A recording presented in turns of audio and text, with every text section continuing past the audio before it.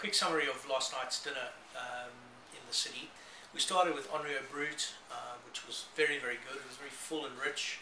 It was getting a kind of delicacy and a floral component, which was quite unusual for Henriot, and really, really pleasing. Then onto the Gewürztraminer, the Dry River 09. I felt this wine wasn't cold enough, and we actually put it back in the fridge and brought it out again, and it still wasn't cold enough. But I think still the magic of that wine was there. The general consensus from the table was that it's expensive for what you get relative to what comes out of Europe. But still it's a distinctive wine, and one which I think I'll keep coming back to. Then the Leeuwenhout Series 03 Chardonnay. Not the best bottle that I've tasted in the run of 03s that we've had through the business in the last year.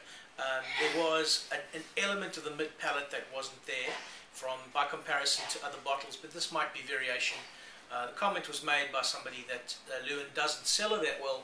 I think I disagree with that. I think that generally speaking, Leeuwen does do that. I think of the old 87s and things like that, which really come through incredibly well over time. Then on to the reds. We started with Chambord Musigny 02.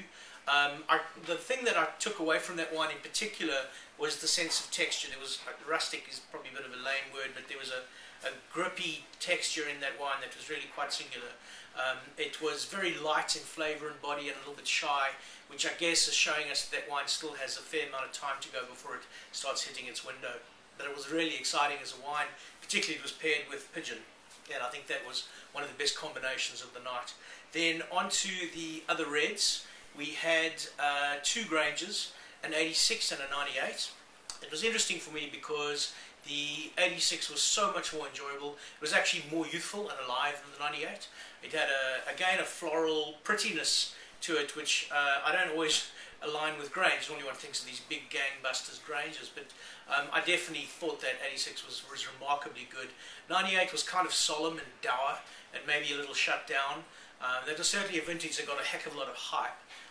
But certainly if there's a toss-up between the two, I think I'm all over the 86. I remember having the full decade of 86s last year with some friends, and 86 also shone as the singular year from the entire lineup. Then next, the Jasper Hill. We had the Jasper 2009. This is the first time that I'd seen it. We've made a fair bit of noise about it because of the Suckling 100-point rating. It was completely different from any other Jasper Hill George's Paddock I've ever had in my life. That's much I can say straight off the bat.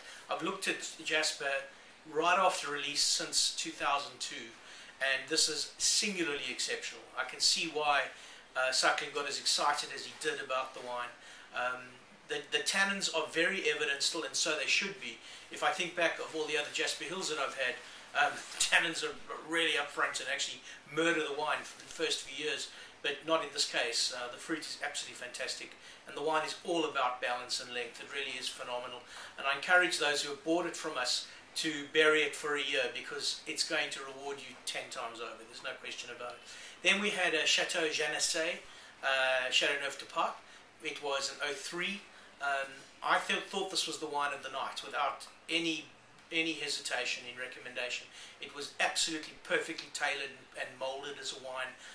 The Grenache was phenomenally good, and I encourage anybody to seek this wine out. We had what they call the old vines option from this, not the young vines, because I understand that there's two made. Then we finished off with the Yalumba Vintage 78 Vintage Port, which was fantastic, and the comment was made, we wish we could find more of this old port in Singapore, but I fear not. So that's the lineup for the wines from Saturday night. Thank you very much.